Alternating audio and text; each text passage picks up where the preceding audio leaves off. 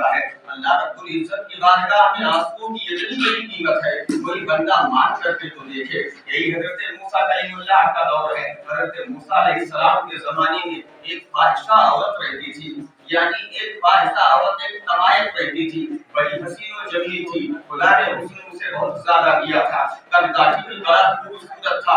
اپنے حسن کی بنیاد پر اور اپنے جسم کے ساخت اور رنگت کی بنیاد پر قوم بنی اسرائیل کے بڑے بڑے امیروں کے گھروں کو اس نے برباد کر دیا تھا, بڑے بڑے امیروں کی تجوریوں کو اس نے خالی کر دیا تھا, اور سب سے دولت کمانے کے بعد اس نے بڑا خوبصورت ایک محل بنوایا, بڑا خوبصورت محل بنوایا. اور محل بنوانے کے بعد اس نے اپنا ریٹ فکس کر دیا, 1 گھنٹے ملاقات کا اتنا رقم, 1 رات ملاقات کا اتنا رقم. کہتے ہیں کہ اتنی خوبصورت تھی کہ ایک نظر اس کے چہرے پر جس کی پڑ جاتی تھی وہ پھر اس کی صورت کو اپنے دل سے وہ نکال نہیں سکتا تھا. اس کا خیال ہر وقت اس کے دل میں اسی کا خیال آیا کرتا تھا. قوم بنی اسرائیل ہے, حضرت موسیٰ علیہ السلام زندہ ہیں. موسیٰ علیہ السلام کی زندگی کی روایت پیش کر رہا ہوں مسلمانوں. حضرت موسیٰ زندہ ہے. موسیٰ جیسے جلیل القدر پیغمبر کی زندگی کی بات ہے. حضرت موسیٰ کلیم اللہ قوم بنی اسرائیل میں موجود ہے, اور وہ طوائف پورے قوم کو برباد کر رہی ہے, وہ طوائف پورے علاقے کو برباد کر رہی ہے. ایک اللہ کا نیک بندہ ہے, ایک اللہ کا برگزیدہ بندہ ہے, جو حضرت موسیٰ کے بتائے ہوئے طریقے پر عمل کرتا ہے, جو موسیٰ کلیم اللہ کا امتی ہے, جو توریت پر جس نے ایمان لایا ہے, جو اللہ کی عبادت کرتا ہے. ایک دن اس کے محل کے کنارے سے وہ اللہ والا گزر رہا تھا.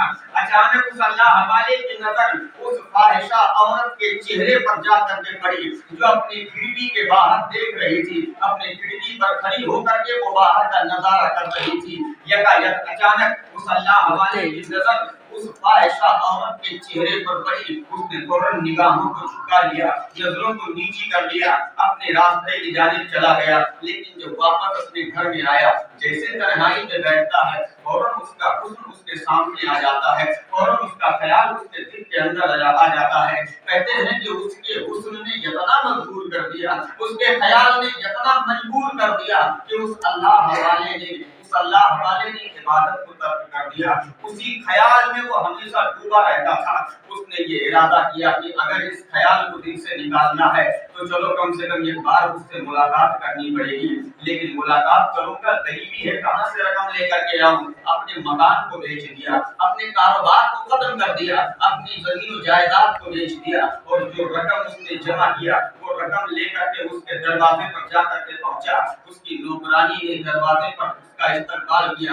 رقم لے کر کے اس فاحشہ عورت کے کمرے میں گئی. اس کی خوابگاہ میں جا کر کے بتاتی ہے, فلاں انسان آیا ہے, فلاں برادری کا ہے, فلاں قوم کا ہے, وہ اتنی قیمت دے رہا ہے تم سے ملاقات کرنے کے لیے. وہ فاحشہ عورت فوراً تیار ہو جاتی ہے. حضرت موسیٰ علیہ السلام کا یہ امتی جب اس کی خوابگاہ میں جا کر کے پہنچا تو کیا دیکھ رہا ہے, مثل جنت کے وہ حور سجا ہوا ہے. اس کی خوابگاہ سجی ہوئی ہے, خوشبو بکھری ہوئی ہے, بن سنور کر کے سجائی دلہن کی طرح وہ سنور کر کے بیٹھی ہوئی ہے. یہ اللہ کا بندہ, یہ اللہ والا جب جا کر کے پلنگ پر بیٹھا, وہ بھی اس کے قریب آ کر کے بیٹھتی ہے, اور اس نے فوراً اپنے ہاتھ کو بڑھایا, ہاتھ کو بڑھا کر کے اس اللہ والے کے ہاتھ کی کلائی کو پکڑا.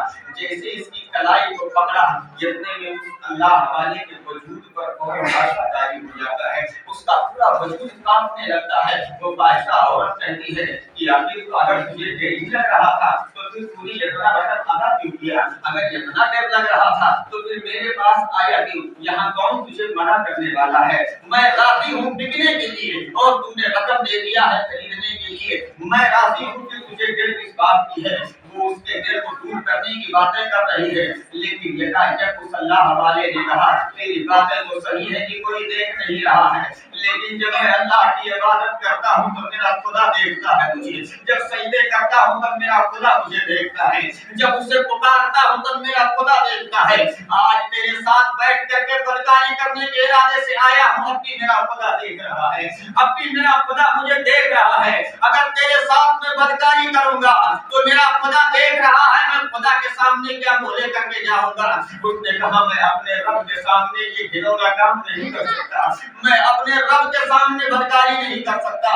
وہ اللہ والا اٹھ کر کے کھڑا ہو گیا, کہا, یہ دولت بھی تجھے مبارک ہو, یہ حسن بھی تجھے مبارک ہو مجھے میرے مولا کی ذات مبارک ہو۔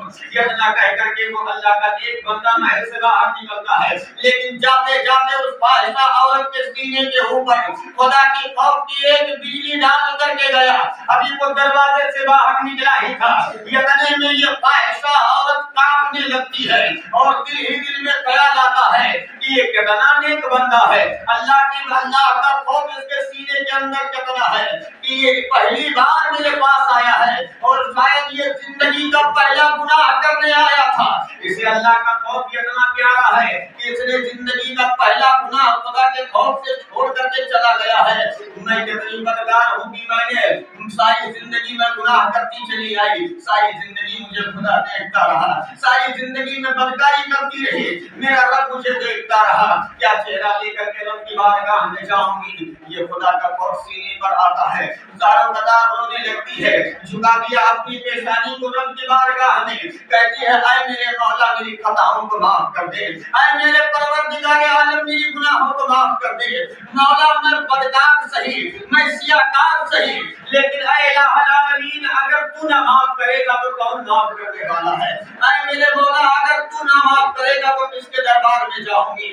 اس کے دل میں فوراً خیال آیا کہ ایسے معافی مانگنے سے نہ چلے گا، چلو چل کر کے موسیٰ کلیم کی بارگاہ میں چلتی ہوں۔ اللہ نے ان کے اوپر اپنی کتاب کو اتارا ہے، طور پر خدا ان سے باتیں کرتا ہے، چلو چل کر کے موسیٰ کا ہاتھ پکڑوں گی اور موسیٰ کلیم اللہ کے ہاتھ پر ہاتھ دے کر کے پھر توبہ کروں گی اور اپنے توبہ پر اللہ کے کلیم کو گواہ بنا لوں گی، اللہ کا کلیم میری توبہ پر گواہ بن جائے گا۔ وہ حضرت موسیٰ کلیم اللہ کے گھر پر آتی ہے، موسیٰ علیہ السلام کے غلام نے جب دیکھا علاقے کی اتنی بڑی فاحشہ عورت، علاقے کی اتنی بڑی بدکار عورت دروازے پر آئی ہے، وہ بھی پیغمبر کے دروازے پر آئی ہے، وہ دوڑ کر کے اندر جا کر کے پہنچا اور جانے کے بعد کہتا ہے اے اللہ کے کریم غضب ہو گیا ہے، آپ کے دروازے کو ناپاک کر دیا ہے ایک فاحشہ عورت نے، وہ بلا بدکار عورت آپ کی دہلیز پر آئی ہے، جس دہلیز پر فرشتے آتے ہیں، جبریل اللہ کا پیغام لے کر کے آتے ہیں، آج اس دہلیز پر ایک فاحشہ عورت آئی ہے۔